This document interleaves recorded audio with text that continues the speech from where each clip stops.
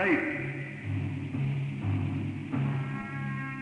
The fate of you who are listening, of nations, of the world, has often hung upon accident or upon decisions that made the other way would have substantially altered the course of human events.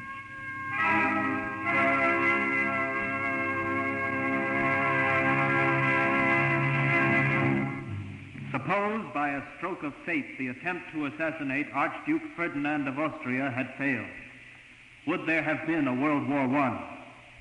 Suppose fate had decreed that Chamberlain refused to appease Hitler at Munich.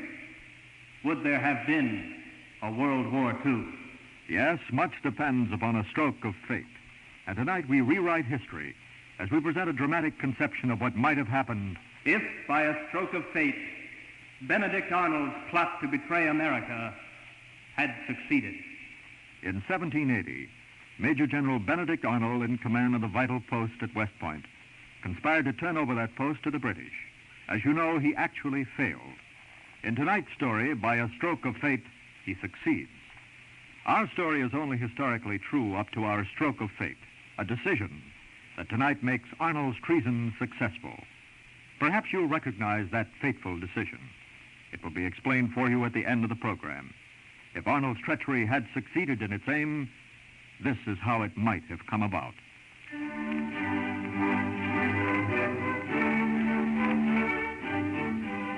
Good evening. My name is John Andre. The monument above my bones in Westminster Abbey bears my name and rank and the date of my death. But I'm quite sure all of you now listening know me better as Major Andre, once called a spy.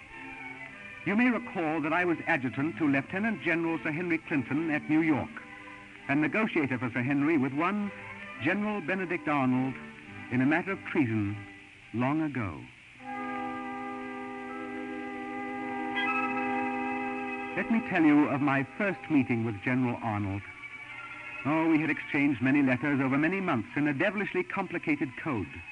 But it was not until late September of the year 1780 that His Majesty's small sloop of war, Vulture, carried me to a rendezvous in a cove near Haverstraw, and a rowboat ferried me in toward the west shore of the Hudson just after midnight. Mr. Moore. Mr. Moore, are you there? Mr. Robinson? Is that Robinson? No, this is Anderson. John Anderson. Good. Come ashore. Here. To starboard a little. This way, Anderson. Here. Right here.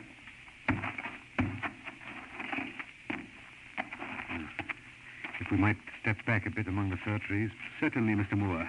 I'm at your service. This sheltered place will serve. Now, Mr. Anderson, you're in fact Major John Andre? I am, Mr. Moore. And you, I fervently hope, are General Benedict Arnold. Oh, I'm weary of code words, General, and false names. So am I. And with your permission, I shall begin with a portion of our matter most distasteful to both of us. The money, General? Yes, the money. I hope that you understand, and General Clinton, too. I hope you realize that I'd ask for no reward at all in this adventure were it not for my wife and my children. I must protect them in the event of... In the event of failure, General? We will not fail. We cannot. West Point will be yours within a week. Now, let me be blunt, Major. I've asked for a guarantee of £10,000, win or lose. Will General Clinton provide that sum? I shall be equally forthright. General Clinton is prepared to supply you with £6,000. In the event of success, then his original offer of $20,000 for the fortress and 3,000 prisoners will stand good. Nonsense. Ridiculous nonsense.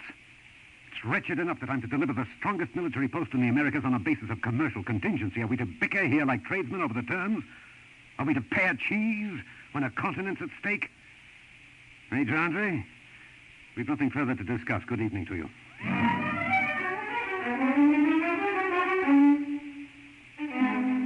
But discuss we did. Talk, all the rest of the night. Sitting there under the dark fir trees, our backs against two stumps. I promised him I would use my considerable influence with General Clinton to meet his demands. Though uneasy, he agreed to go on with the plan. He had moved too far, with his wife urging him on, I think, to turn back. We arranged a multitude of details through that longest night in my memory, and I prepared to leave. Wait. There's one further matter in addition to the papers I mentioned. General Washington will be returning from his meeting with the French in 5 days. I suggest that your attack be timed so that at least a possibility may exist of capturing the general as well as the fortress. If that could be done... It's a remote possibility, no more. However, it is a possibility. Suppose the general were to be delayed somehow on his return just across the river and just at the right time. A squadron of cavalry landed above the ferry point just before the main attack on the west shore begins. By heaven, sir. If you can arrange such a capture, there'll be no difficulty concerning rewards. Britain's wide world would be yours to drink from a golden cup. Yes, so I thought. Well, and now, Major Andre, if we can adjourn to Mr. Smith's house up the road, the papers I spoke of will be provided. But, General Arnold, I must return to the Vulture. What? Look there, above the trees. It's almost dawn. I have ventured beyond my instructions in landing at all on rebel-held ground. The papers are important, man. They contain information concerning the numbers of our troops and their disposition. I have that information in my head, General. Really, I beg of you. I must get back to Captain Sutherland aboard ship. If the Vulture should be attacked at sunrise by a shore battery... Very well, then. We shall meet, I trust, on the ramparts of West Point, as brothers in arms. My hand upon it. I must leave you, General Arnold. Au revoir. Until the attack. Until then, sir, good luck.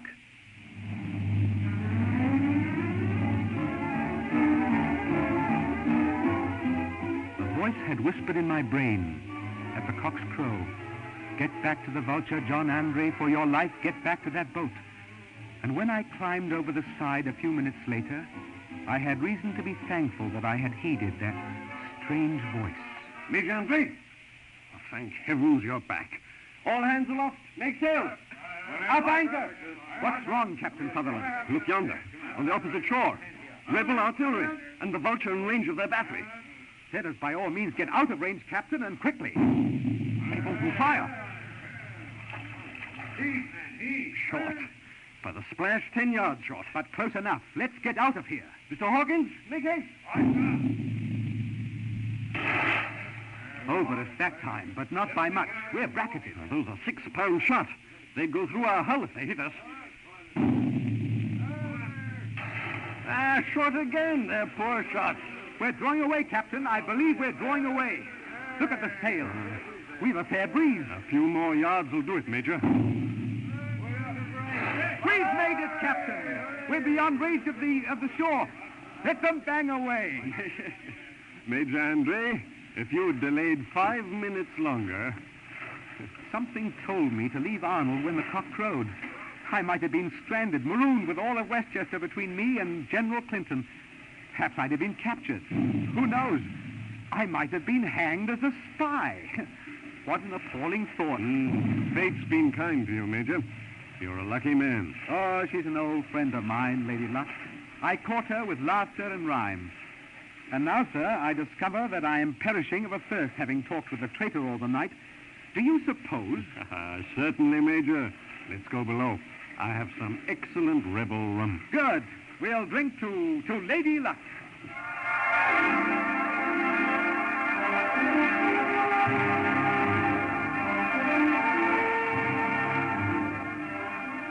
I had known the lovely, young, ambitious Peggy Shippen in Philadelphia before she married Arnold. I was to know her through many troubled years. Peggy Shippen Arnold has often told me what happened when the general returned to West Point after that exhausting conference downriver. Who's there? It's Ben. Ben. Oh, Ben. Oh, Peggy. I'm so tired. My cursed leg. Lie down over here on the bed. Here, let me help you. There. Ben, Yes, Peggy.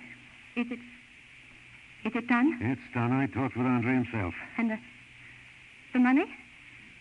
It's arranged as we'd agreed together, you and I. We can go to London then, when the war is won, when the British win. Peggy, when the war is over, I'll buy you London town, house by house.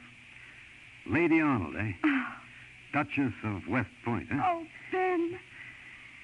And now I'm tired. Oh, confounded leg. I wish I'd let them saw it off at Albany.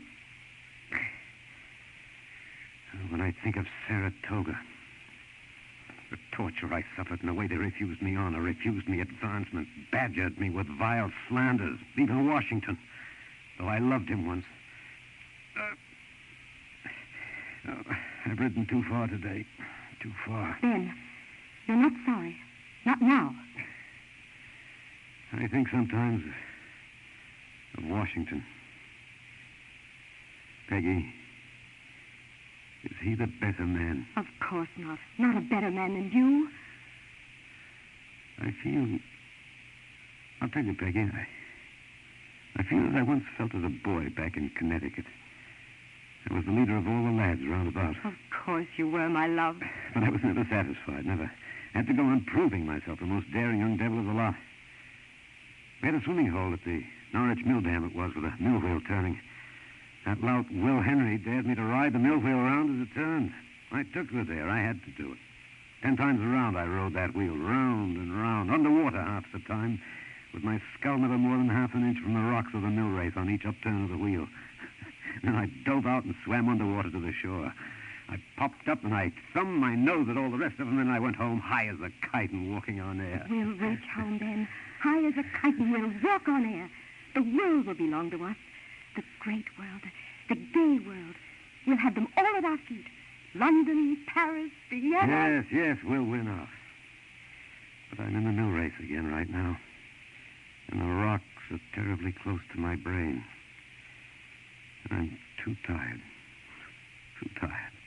Go to sleep, Ben, dear, and dream of glory. Glory. Glory and honor. Glory and honor. I've always loved honor.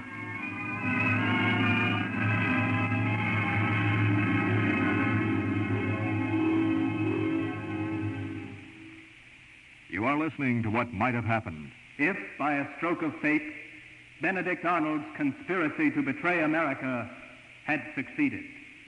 Our story was historically true, only up to the stroke of fate. A decision that might have changed history. From then on and during the next act, historical possibility guides our imagination.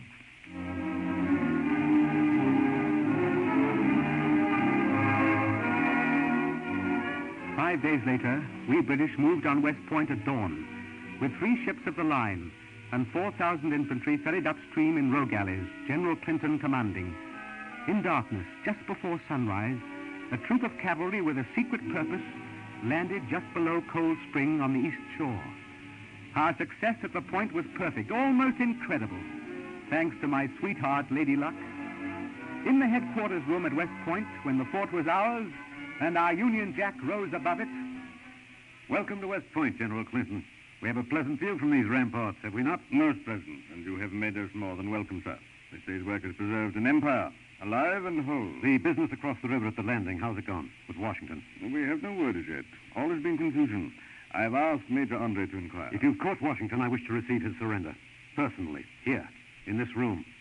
Why? It is my pleasure. Do you hate the man so? No, he's the best of the lot. But he kept me waiting for justice after the Saratoga battle. I could wish now to humble him, General. I think that is hardly possible. Surely it needs thought. You've had no sleep now for days. Your Excellency, General, sir. Yes, Major Andre. We've done it. It's worked. General Washington, Colonel Hamilton, and the General Staff have been taken across the river half an hour ago. Splendid. All of them, John? All save Lafayette. The Frenchman's mount went lame, and he stopped at Fishkill a few miles north. He was lucky. But there's time yet. If we could send a company of horse upriver... Give the necessary orders, Major. Yes, sir. Well, General Arnold, our success is quite complete. Did you hear me, General? I'm out of the wheel. The mill race is run. The rocks are gone. I'm in safe water. I beg your pardon, General. I didn't quite understand. Oh, nothing. I am weary, General. Ask Major Andre to bring General Washington here. I'm not ashamed of what I've done. I wish to face him. But, General Arnold, this is most unusual and much too precipitate. It's unheard of. Ask Major Andre to bring General Washington here.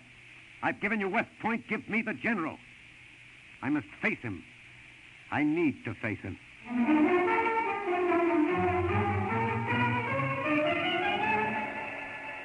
General Clinton, I'm Colonel Alexander Hamilton. May I present General Washington? Good evening, General Clinton. We were bound to meet, eventually. Fate, sir, has decided that our meeting should be an unhappy one for you.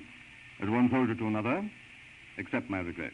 I rejoice, of course, at the good fortune of my own cause. Had it been otherwise... Had it been otherwise, you may be sure that all the usual ancient courtesies would have been extended. However, had I won by suborning treason, as I might have done had it seemed necessary, I should have spared you the presence of the traitor-in-chief when we met. General Washington. Silence, you treacherous dog! General Clinton, I must demand that you remove this creature Arnold from our presence, if we're to talk as honorable men and soldiers. General Arnold, sir, has earned my gratitude. But surely not your esteem. Throw the dirty scoundrel out. Colonel Hamilton, may I remind you that you're my prisoner? Did someone speak? Gentlemen, we have much to consider quietly. General Washington, I am obliged by my position and my duty to tell you this. If you will consent to send word to your continental troops in the Jersey Mountains to disband and return to their homes, you will be treated with the utmost leniency during your visit with us in New York. And on the completion of a treaty of peace, you will be released without condition. If you refuse to do as we ask, you'll be transported to London at the earliest opportunity, there to stand trial for rebellion against the Crown. I believe I can anticipate your decision. You can. I have been a rebel in your point of view for 5 years. I think I shall die a rebel. And I have a certain curiosity concerning the Tower of London. I believe, sir, the terms offered... General Clinton, must we talk with a vileness in the room? General Arnold, I wonder... Hamilton, if you would care to meet me in the courtyard below at once, sir. At once. With pistols, sir. The field of honor, Mr. Benedict Arnold. How could you expect that now or ever again? Sir Henry, I had your promise. You had no promise from me concerning this present event. I have promised you £20,000 for West Point and 3,000 Yankees. You have earned it. You shall have it. You shall have also, as far as I am able to control opinion, the respect of the officers in the army I lead. And you shall have command in that army, in the field or not, as you wish. Oh, this is a bargain day. Why, you young fool. Stop him, Andre. Arnold, I must ask you to leave us now. You are in no physical condition to continue further. We shall need to talk here quietly and long and late. Forgive me, Arnold. It is best for all of us. Very well, then.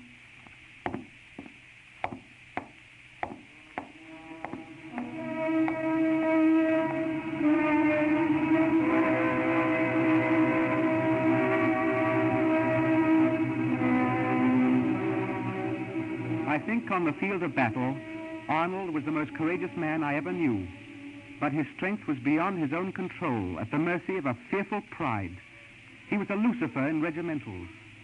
And I, since I felt responsible for his fate, well, I found myself more and more his friend in the later days, and Peggy Arnold's friend as well. During the second winter after West Point, at Philadelphia, where Arnold governed a growling populace, John, Sir John, when will it end? Where will it end? The war, Peggy?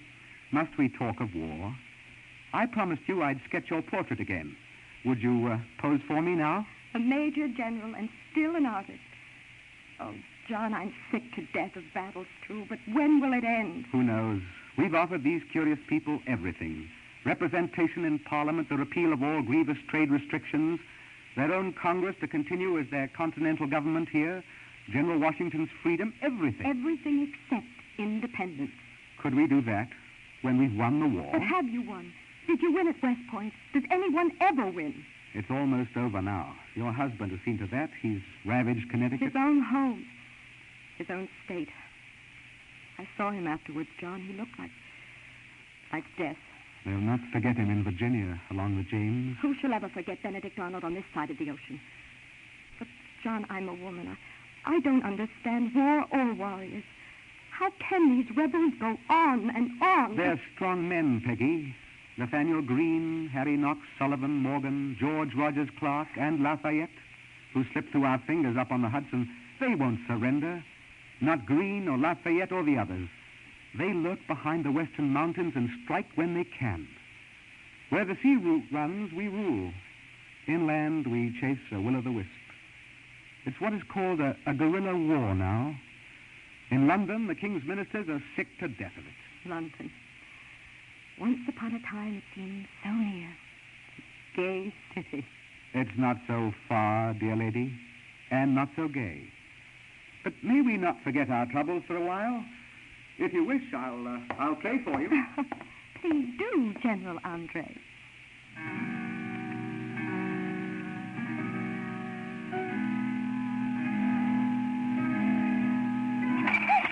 Quiet now. Quiet, Peggy. It's nothing, I'm sure. No, it's nothing. Just the same thing. The same thing. What was that noise? A stone, Ben. Another stone. There have been so many stones. Oh, there's a note, I suppose, tied to the stone as usual. Yes, Ben. Here it is. Ha! They have no imagination, these Dutch and Quaker scum. It reads, "Get out, traitor, get out of Philadelphia." Well, they shall have their wish. You have news from Clinton? Famous news, John. At last they're taking my advice in New York. We're to move on the nest of rebels in the Virginia hills with concerted force. I'm to lead, John, with you and Cornwallis as my division commanders. But I'm to lead. This time we'll chase them clear into the Ohio.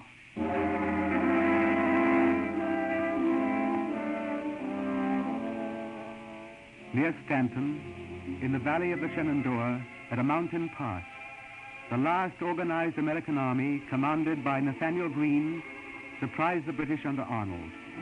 We British were destroyed, wiped out in one hot, furious afternoon.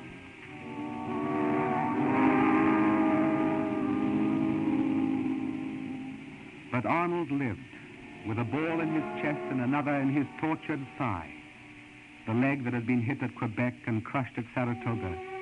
And I live too, untouched by lead, for Lady Luck is my sweet, dear friend.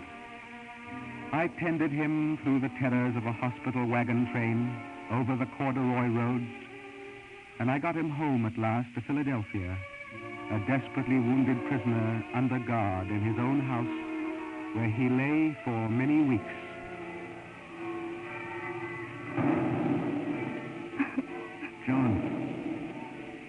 John, why are the bells ringing?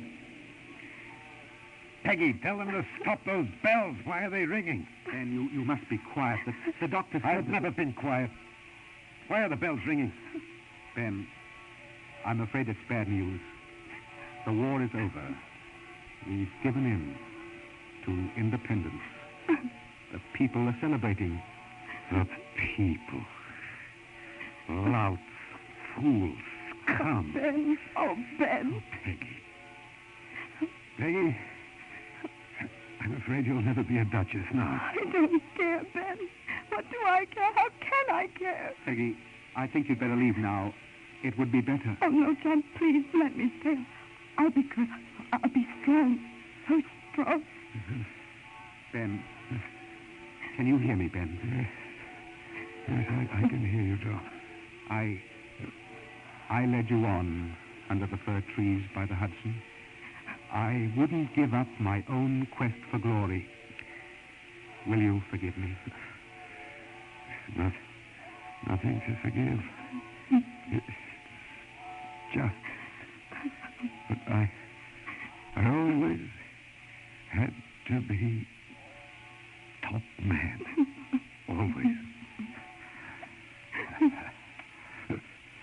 Peggy? What is it, Ben? What is it? The mill wheel. The wheel. It stopped. The wheel stopped turning. The wheel has stopped.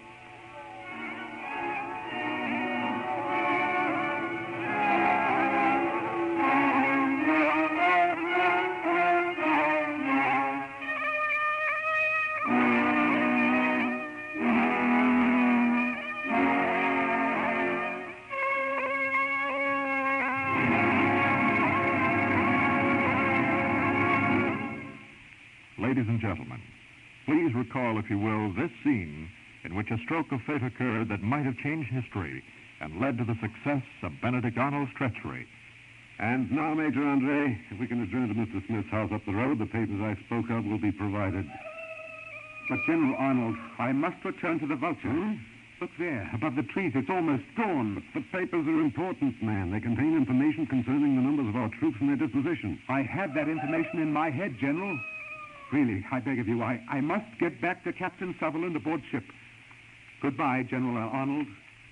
Here to explain what the actual stroke of fate was is our consultant on tonight's program, the noted historian James Thomas Flexner, author of the best-selling biography of Arnold and Andre, The Traitor and the Spy. Mr. Flexner.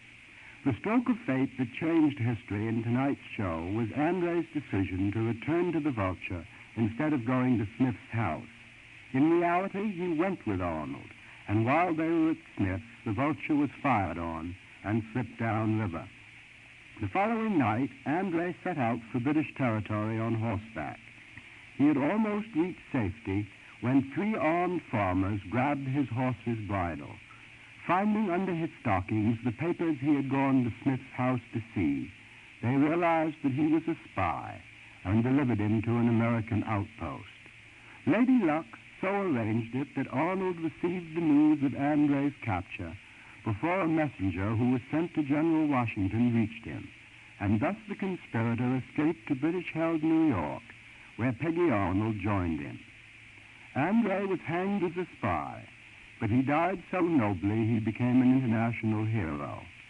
Living on, the Arnolds fled to England, where they sank ever deeper into debt and disgrace. At long last, Arnold succumbed to what Peggy called a perturbed mind, and she soon followed him to a grave so obscure that its location was forgotten.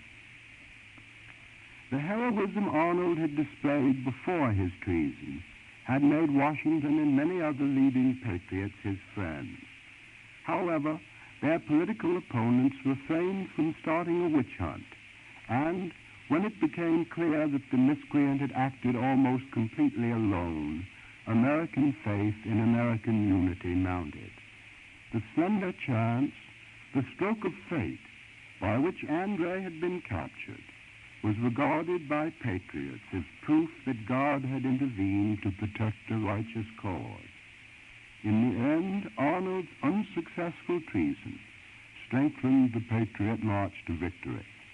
Thank you, Mr. Flexner. We invite you to listen next week to hear what might have happened if, by a stroke of fate, Julius Caesar had wed Egypt's queen, Cleopatra.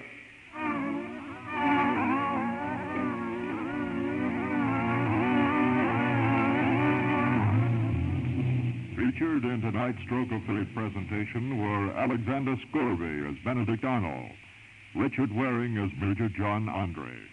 Others in the cast, Ted Osborne, Marie Stroud, Wendell Holmes, Frederick Wolfe, and William Redfield.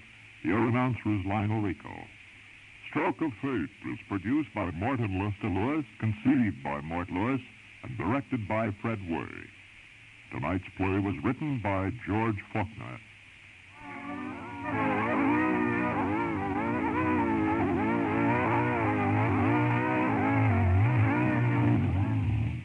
This is the NBC Radio Network.